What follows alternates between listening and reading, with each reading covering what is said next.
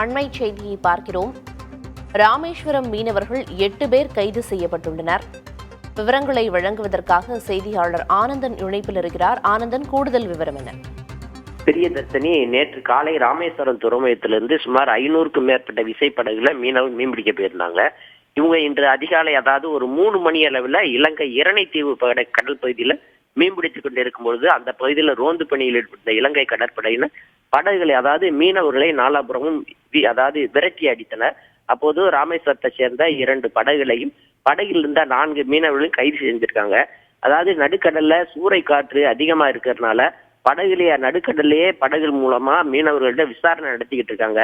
இந்த காற்றின் வேகம் குறைந்த பின்னாடி மன்னார் அல்லது வவுனியா கடல் துறைமுகத்துக்கு கொண்டு போவாங்க அப்படின்னு தெரிய வருது. பிரியதர்ஷினி, கைது செய்யப்பட்ட ராமேஸ்வரம் மீனவர்கள் 8 பேர்கிட்டையும் நடுக்கடல்ல வச்சு இப்ப விசாரணை நடத்தி வர்றாங்க அப்படிங்கிற தற்போதைய தகவல்களை வழங்கியதற்கு நன்றி ஆனந்தன்.